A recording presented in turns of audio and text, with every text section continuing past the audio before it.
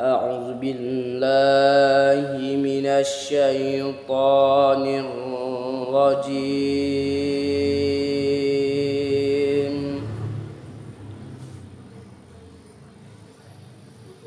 بسم الله الرحمن الرحيم.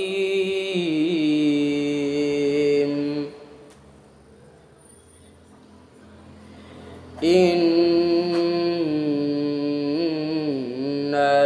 الذين آمنوا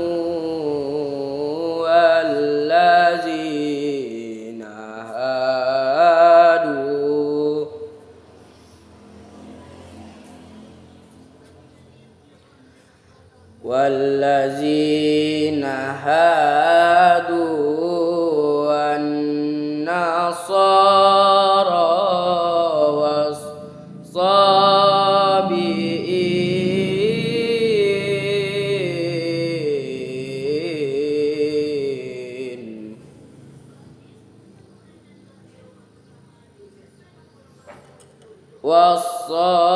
والصابئين من آمن بالله واليوم الآخر وعمل صالحا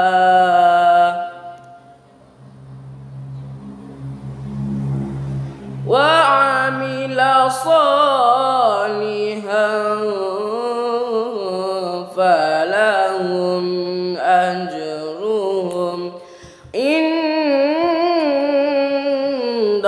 ربهم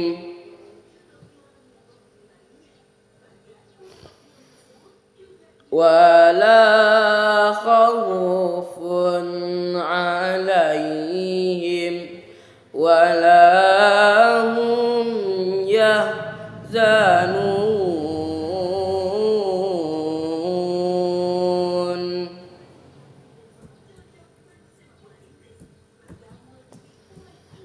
وإذ أخذنا ميثاقكم ورفعنا فوقكم الطور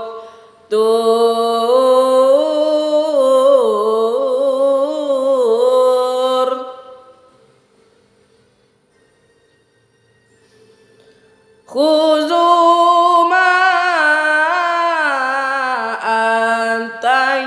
آتيناكم بقوة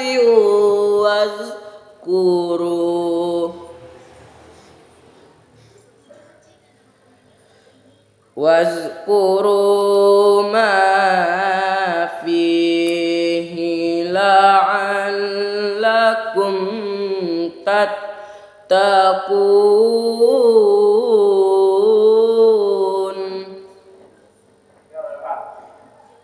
ثم توليتم من بعد ذلك فلولا فضل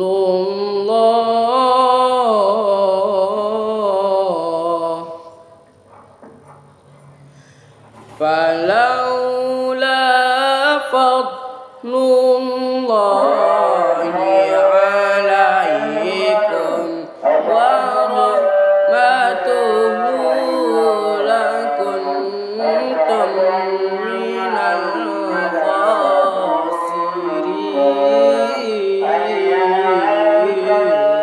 الخاسرين. صدق الله العظيم.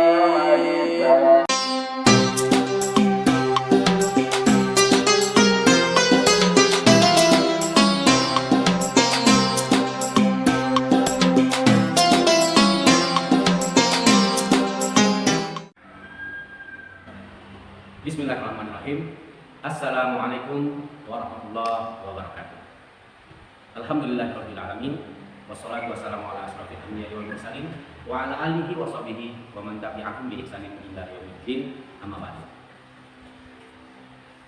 Pertama-tama marilah kita bersyukur kepada Allah Subhanahu wa taala.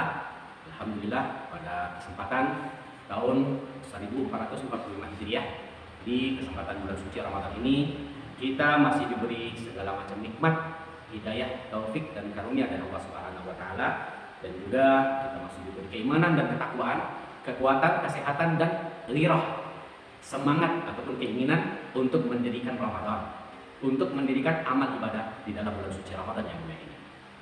Salawat beserta salam tidak lupa-lupanya mari kita kirimkan juga untuk arwah junjungan kita Nabi besar Muhammad SAW. Allahumma sholli ala sayyidina Muhammad wa ala ali Muhammad wa man tabi'ahum bi ihsan ila yaumil din. Jamaah rahimakumullah, pemirsa MTR, program di madrasah kita tercinta pada kesempatan tahun ini yang dirahmati Allah.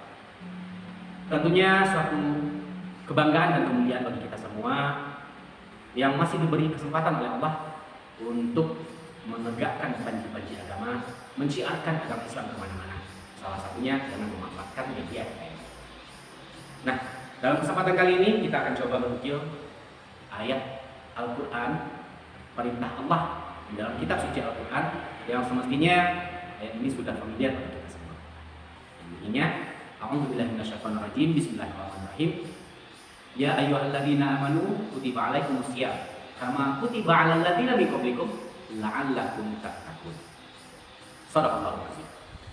Ayat ini merupakan perintah yang nyata dari Allah Subhanahu wa taala, diperuntukkan khusus bagi orang-orang yang beriman. Ya ayyuhalladzina amanu, wahai orang-orang beriman. Allah mengkhususkan panggilan puasa, perintah amal ibadah di bulan puasa kepada orang-orang yang beriman. Jadi tidak secara umum kepada semua muslimin, tidak secara umum kepada orang Islam. Tapi yang diperintahkan oleh Allah adalah orang-orang Islam yang beriman kepada Allah, yang yakin percaya kepada Allah Subhanahu wa taala. Itulah yang diperintahkan di dalam surat Al-Baqarah ayat 183 yang kita baca. Kutiba alaikumusiyam kama kutiba alal ladzina min qablikum la'allakum tattaqun. Diwajibkan bagi kamu wahai kaum yang beriman untuk berpuasa di dalam bulan suci Ramadan sebagaimana kutiba alal ladzina min qablikum, sebagaimana diwajibkan atas orang-orang sebelum kamu sejak dari zaman Nabi Muhammad. Sebenarnya puasa ini adalah amal ibadah yang sudah dikerjakan juga oleh umat selain umat Nabi Muhammad. Umat Nabi terdahulu juga mengerjakan ibadah puasa. Namun puasa Ramadan ini khusus miliknya umat Nabi Muhammad SAW. Jadi kita, dan khususnya lagi orang-orang yang beriman. Jemaah rahmatullah, ibadah puasa yang memang spesial diperuntukkan oleh Allah Subhanahu wa taala kepada orang-orang yang beriman di bulan khusus yang spesial juga. Di waktu yang khusus 1 bulan lamanya dalam 1 tahun, yang mana Allah menyediakan atau menjadikan bulan tersebut atau bulan suci Ramadan ini sebagai wasilah, sebagai perantara ataupun sebagai tempat dan waktu bagi kita umat Islam yang benar-benar beriman kepada Allah untuk memperbaiki diri, memperbaiki amal ibadah kita. Kenapa? Karena Allah Subhanahu wa taala juga menjanjikan pahala yang berlipat ganda untuk setiap amal ibadah yang kita kerjakan. Jamaah rahimahullah, bulan suci Ramadan merupakan juga tempat dan waktu untuk kita menerima pendidikan. Dalam bulan suci Ramadan ini, kaum muslimin terkhususnya orang beriman mendapatkan nilai-nilai pendidikan. Pendidikan apa saja itu? Banyak sekali. Ya. Yang mana muaranya semua itu nanti adalah untuk mencapai derajat takwa di sisi Allah Subhanahu wa taala. Dalam ibadah bulan suci Ramadan kita dididik untuk jujur. Kenapa? Karena contohnya ibadah puasa, hanya kita, Allah dan para malaikatnya lah yang tahu. Kalaulah kita tidak jujur, tidak ada orang yang tahu, dan tidak seorang pun akan menyadari kalau kita berbohong tentang puasa kita. Hanya Allah yang tahu dan juga para malaikat. Makanya bulan suci Ramadan mendidik kita untuk menjadi pribadi-pribadi yang jujur. bulan suci Ramadan juga mendidik kita untuk menjadi pribadi yang sabar, yang penyabar dalam segala hal. Yang jelas saja kita mesti bersabar dari mulai kita sahur, tatkala waktu sahur sebelum subuh, atau tatkala ufuk atau waktu sahur itu dimulai dari terbitnya fajar sodik. Ya, kalau kita baca riwayat ada 2 macam fajar yang sebenarnya perlu kita ketahui juga. Ada namanya fajar kadzib, ada namanya fajar sodik. Ya, fajar kadzib itu ya kalau dari bahasa Arabnya kadzib berarti bohong. Itu adalah fajar bohong. Kenapa? Karena di saat fajar kadzib ini sudah nampak cahaya di ufuk itu sekilas seperti lembayung, tapi itu masih bergelombang dan tidak lama dan dia akan hilang. Itu namanya fajar kadzib. Kemudian setelah itu nanti beberapa waktu kemudian akan muncul lagi, itulah yang namanya fajar sodik. Dia akan merata di ufuk itu, cahayanya merata, ya. Kemudian dia tidak hilang, melainkan akan makin lama akan semakin terang sampai terbitnya matahari atau terbitnya waktu fajar. Itu fajar sodik. Nah, itulah mulai tanda waktu kita menahan atau tanda waktunya kita imsak. Namun dengan kemajuan zaman, mungkin untuk melihat fajar kadzib ataupun fajar sodik ini sekarang sudah sulit, ya, paling hanya di beberapa tempat tertentu. Kenapa? Karena sudah dikalahkan dengan cahaya-cahaya perkotaan, ya, cahaya dari gedung-gedung yang ada, sehingga ya, kalau di tempat kita di Payakumbuh mungkin ya nggak bisa lagi kita lihat, paling di puncak gunung. Ya, tapi itu pun kadang-kadang udah kalah dengan semburan cahaya lampu-lampu perkotaan. Ya, nah jemaah rahimahullah, dari semenjak mulai terbitnya fajar sodik kita mesti menahan puasa sampai nanti waktu tenggelamnya matahari atau waktu maghrib.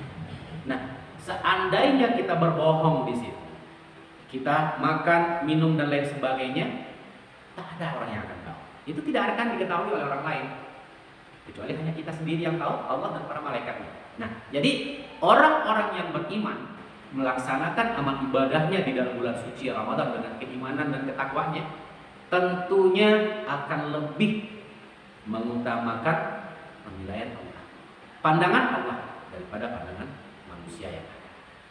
Jadi kita dididik untuk bersabar di sini, sabar menunggu waktu berbuka. Bahkan kaum muslimin jamaah rahimahullah, menurut Imam Al-Ghazali ada 3 tingkatan orang yang melakukan atau melaksanakan ibadah di bulan suci Ramadan ini. Yang pertama, yaitunya level yang paling bawah menurut Imam Al-Ghazali, orang yang puasa berdasarkan atau kelompoknya itu namanya puasanya orang umum, ya. Puasa kebanyakan, orang berpuasa dia puasa juga, ya. Itu kelompok yang pertama, yang puasa hanya berdasarkan pengetahuan yang dasar saja, bahwasanya di saat ini orang harus berpuasa, ya udah dia puasa. Atau bisa dikatakan puasanya hanya menahan untuk tidak makan dan tidak minum di siang hari. Itu adalah derajat paling bawah, paling rendah dalam kelompok melaksanakan ibadah puasa.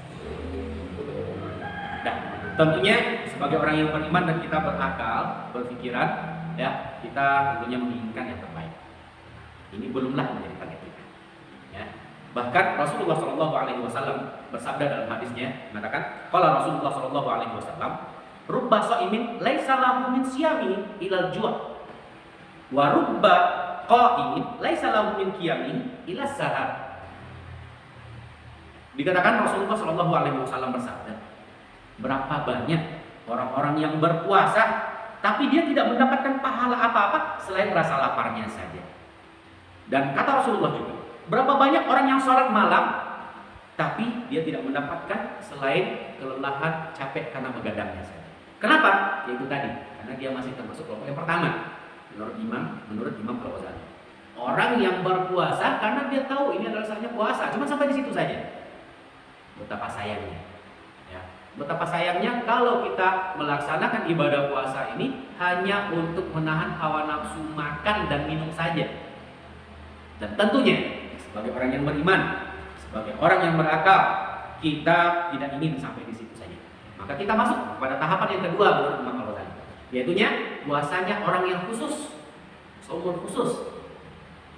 Apa itu dan bagaimana puasanya orang khusus ini? Ini juga menjadi pendidikan bagi kita, pembelajaran bagi kita, menambah ilmu bagi kita. Ya. Itunya orang yang berpuasa dengan mengilmuinya, berilmu, mengetahui itu apa sih dia puasa, apa sih dasar-dasarnya, kenapa harus berpuasa, apa tujuannya puasa, dan apa syarat-syarat ketentuannya, apa yang harus dihindari, apa yang tidak boleh dikerjakan, apa yang mesti betul-betul menjadi catatan khusus dalam puasanya. Ini adalah puasa khusus. Ya, insya Allah mudah-mudahan kita paling tidak masuk dalam kategori keduanya. Makanya dalam kesempatan ini juga, jemaah rahimahullah, tidak salah Allah Subhanahu wa taala menuntut kita dalam kitab suci Al-Qur'an, a'udzubillahi minasyaitonir rajim, bismillahirrahmanirrahim. Thalabul ilmi fardhatun 'ala kulli muslimin wa muslimatin. Menuntut ilmu itu hukumnya wajib bagi setiap kaum muslimin ataupun muslimah. Dan juga dikatakan dalam mahfuzat ya, utlubul ilma minal mahdi ilal lahdi. Tuntutlah ilmu itu dari semenjak kita lahir sampai sebelum kita meninggal, dari semenjak kita dibuayan sampai ke liang lahat. Wajib hukumnya bagi kita menuntut ilmu. Nah, jadi semuanya ini ya, kalau pepatah kita orang Minang mengatakan apa? Alam katamang jadi guru. Ya, puasa menjadi guru untuk kita bagaimana belajar bersabar, bagaimana belajar jujur, ya. Puasa mendidik kita juga bagaimana untuk menjadi pribadi-pribadi tangguh yang tak tergoyahkan dengan apapun. Nah, kembali menurut Imam Al-Ghazali tadi, kelompok yang kedua ini, puasanya orang khusus ini adalah orang yang berpuasa dengan berpengetahuan atau berilmu. Dia tahu puasa itu apa. Puasa itu tidak hanya menahan makan dan minum, tapi puasa itu juga menahan hawa nafsu kita berupa mata supaya tidak melihat apa yang tidak baik dan tidak benar yang dilarang oleh Allah, telinga dari mendengar apa-apa yang dibenci oleh Allah, tangan dari memegang atau menyentuh sesuatu yang tidak dibenarkan oleh Allah, bahkan mulut dari mengucapkan kata-kata yang tidak benar atau ghibah ya, bergunjiang masalahnya. Nah, dan semuanya itu adalah puasa orang yang khusus. Dia tahu itu semua. Jadi dia tidak hanya menahan dari tidak makan dari pagi sampai malam, tidak minum, tidak ini, hanya itu saja, tapi menahan semuanya.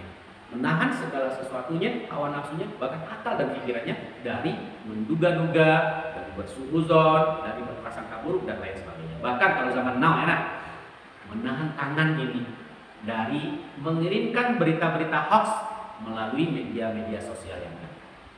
Tidak penting-penting, apalagi dibaca sebuah berita, dilihat sebuah video ataupun tayangan dan lain sebagainya, kemudian disebarkan kemana-mana. Padahal kita nggak tahu kebenarannya, itu namanya berita hoax.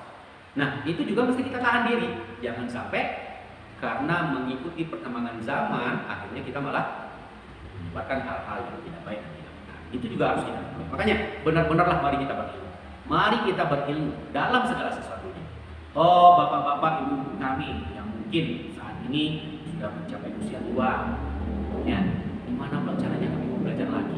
Kan nggak mungkin kami masuk sekolah lagi, ya, duduk di bangku sekolah lagi. Ya, belajar itu tidak mesti hanya di bangku sekolah, tidak hanya melalui jenjang pendidikan formal saja, SD atau mulai dari sekarang itu ada PAUD, ada TK, ada SD, ada SMP, ada SMK, ya kan? Kita di MTS, Diman, perguruan tinggi S1, S2, S3 sampai doktor sampai profesor ya. Tidak hanya itu. Itu hanyalah wasilah, itu hanyalah wadah tempat untuk kita bisa lebih menimba ilmu lebih banyak lagi. Namun, dimana tadi kita sampaikan, kata orang Minang mengatakan alam katamang jadi guru. Ya, saat ini banyak alat yang bisa kita fungsikan, yang bisa kita pakai, yang bisa kita manfaatkan untuk menimba ilmu. Contohnya apa? Ya, dengan adanya internet. Ya, kita bisa buka, kita bisa searching, kita bisa mencari apapun pengetahuan yang ingin kita cari tahu. Tidak mesti dengan laptop, tidak mesti dengan komputer, bahkan dengan HP. Ya, ibaratnya kata banyak orang tua, dunia sekarang itu berada dalam sebelah genggaman tangan kita. Dunia berada dalam sebelah genggaman tangan kita. Apapun itu, kemanapun kita akan pergi, bisa hanya dengan mengandalkan sebelah tangan saja. Itu kemajuan teknologi yang mesti kita sikapi dengan positif. Tapi hati-hati ya jemaah rahimahullah. Tatkala kita menyikapinya dengan negatif, ya, kita memanfaatkannya dengan negatif, maka semua akan menjadi mudarat. Semua akan menjadi celaka. Yang semula dikatakan dunia berada dalam genggaman sebelah kanan kita, kalau kita manfaatkan kita akan menguasai dunia. Berapa banyak generasi muda sekarang ada ya, dengan memanfaatkan media menjadi seseorang yang kaya raya, menjadi seseorang yang tenar, yang kenamaan ya, dalam hal positif ya.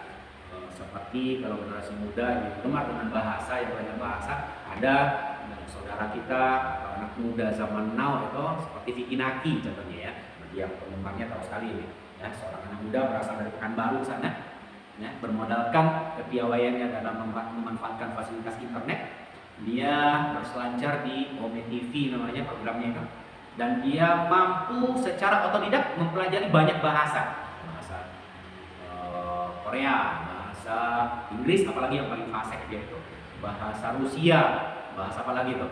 Nggak salah udah 8 bahasa atau berapa bahasa yang dikuasainya, dan dia mampu berinteraksi langsung melalui media tadi, Ome TV tadi, dengan orang-orang di belahan benua sana ya, untuk berdialog langsung dengan memanfaatkan teknologi yang canggih itu dan kepiawaiannya berbahasa. Nah, itu kan manfaat namanya. Berapa banyak juga dai-dai kondang zaman sekarang ya, seperti kita tahu UAS ya. Beliau masmur ke seluruh penjuru Nusantara bahkan ke luar negeri. Kenapa? Karena memanfaatkan media. Setiap ceramah-ceramahnya itu direkam, dimasukkan ke YouTube. Ya, ada tim yang bergerak di situ, menyebarkan link YouTube-nya kemana-mana. Dan ada juga jamaah-jamaah yang kenal dengan beliau ataupun yang bahkan yang belum kenal sebelumnya, dengan memanfaatkan media YouTube dia melihat, oh ini kajiannya bermanfaat ini.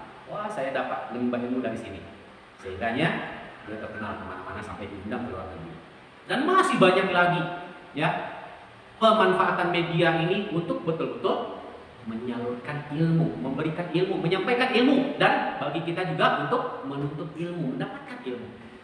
Selagi kita gunakan untuk hal yang positif seperti itu. Nah, jemaah rahimahullah. Sebaliknya, tatkala kita berpikiran positif dan negatif, ya, memaknai segala sesuatu itu dengan nilai-nilai negatif, niscaya ini juga akan mampu membawa kita kepada kecelakaan dunia dan akhirat. Ya, sebagaimana beberapa waktu yang lalu itu kita sangat miris rasanya kalah apa yang mau kita sebut. Ya, itu kita baca di media sosial seorang dikatakan ustadz atau ustazah, atau nanti lupa. Dikatakan dia menulis di media sosialnya bahwasanya ustadz atau ustazah ini dia biasa meruqyah orang. Ya, jadi pada suatu ketika beberapa waktu yang lalu itu ada sekeluarga yang datang minta anak gadisnya diruqyah. Dan anak gadisnya ini masih sekolah di madrasah. Masih sekolah di madrasah di MTS berapa gitu ya, nggak usah kita sebut lah ya alamatnya ya. Yang penting anak ini sekolahnya di madrasah. Nah, orang tuanya, bapak dan ibunya menangis datang minta anak gadisnya ini diruqyah. Kenapa? Tentunya menjadi tanda tanya. Masih anak gadis, masih muda, masih kecil begini harus diruqyah. Ternyata, nah ini dia pemanfaatan media yang ada, pemanfaatan media elektronik, kecanggihan teknologi yang ada dengan nilai-nilai negatif. Diceritakan di situ si anak sudah mohon maaf sekali ini untuk tidak kita tiru. Sudah biasa berpacaran, bahkan berganti pasangan pacarnya, juga dengan memanfaatkan HP-nya, memanfaatkan internet, video call dengan pasangannya, dan melakukan hal-hal yang tidak senonoh. Alhamdulillah. Ya. Dan dia sudah terbiasa melakukan itu. Seorang gadis, harapan dari orang tua, harapan dalam keluarga rusak. Kenapa? Karena terbiasa memanfaatkan media dengan pemanfaatan yang negatif.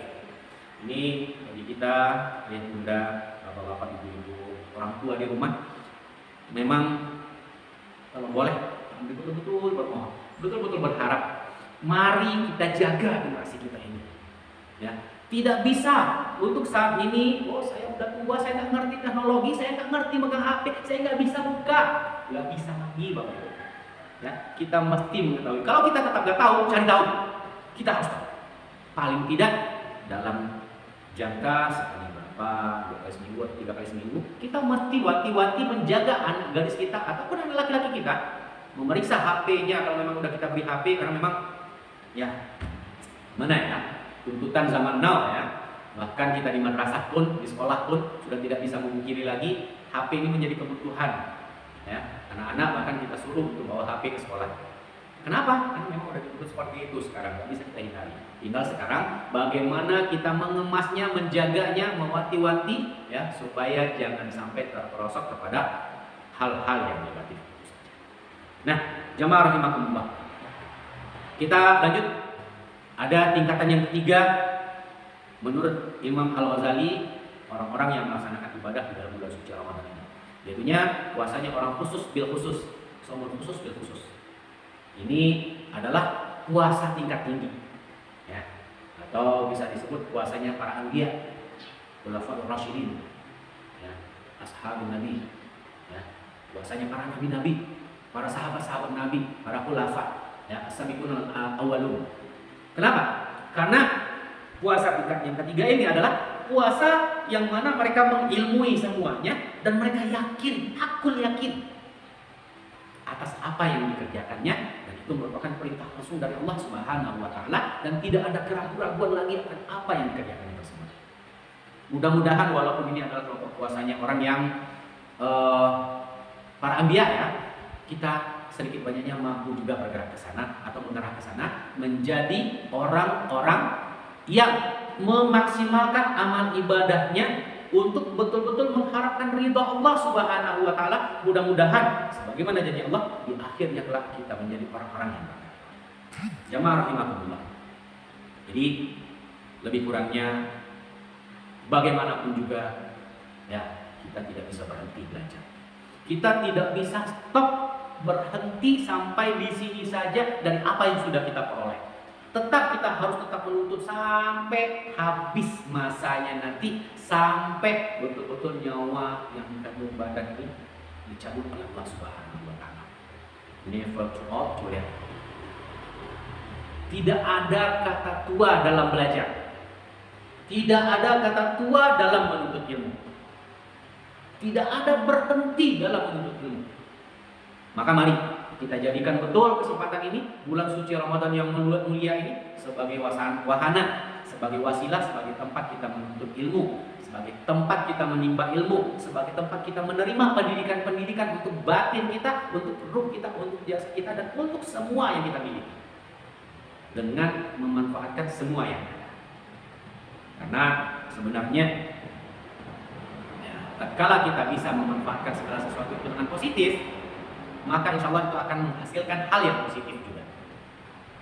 Innallaha 'inda dzanni 'abdi. Allah itu sebagaimana persangkaan kita kepadanya. Ya. Allah itu sebagaimana persangkaan kita kepadanya. Ya. Maka mari kita berhusnuzon kepada Allah, ya Allah. Ya. Ya Allah, Engkau ciptakan semuanya ini adalah untuk kesejahteraan, untuk keselamatan kami manusia. Maka pasti ada hikmah di balik itu.